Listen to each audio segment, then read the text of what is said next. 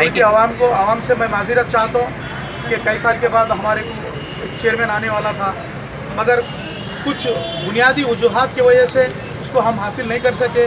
मगर अल्लाह का शुक्र व करम एहसान है, जो लोग हमारे या चेयरमैन भी नहीं रहना और वाइस चेयरमैन भी नहीं रहना, पूरी MIM तांडुल से सफ़ा हो जाना, इस तरह के मनसूबाबंदी कर रहे थे।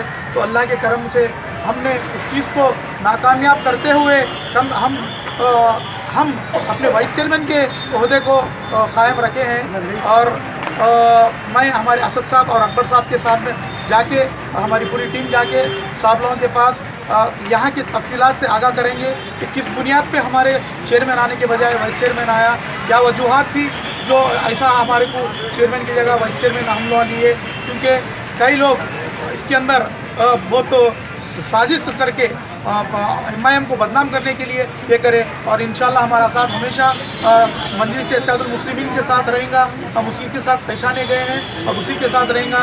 मैं और हमारी टीम असद साहब अकबर साहब के साथ जाके इंशाल्लाह तांडुल के तमाम वाकिफ करेंगे। यहाँ पे जो धांधलियाँ हुए हैं, यहाँ पे जो हमारे काउंसलरों को हरासमेंट किया गया है, परेशान किया गया है, फैमिलीज़ के ऊपर अटैक किया गया है, हर वो तरीके से हम लोगों को सताया गया है, इसको मद्देनज़र रखते हुए हम साहब लोगों से रुजू होंगे।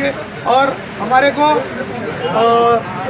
दो जने कॉन्टेस्ट कर रहे बोले, तो सोफिया मैडम और मोहम्मदी बेगम। फिर आज अचानक मोहम्मदी बेगम का नाम डिक्लेयर होता है। इसके अंदर जो 50 लाख रुपए लेके इस सीट को बेचा गया है, 50 लाख रुपए लेके इस सीट को बेचा गया है, उन बेचने वालों का भी नाम इंशाल्लाह हमारे नकीब मिल्लत बारिस्टर अहमद साहब के सामने से आएगा।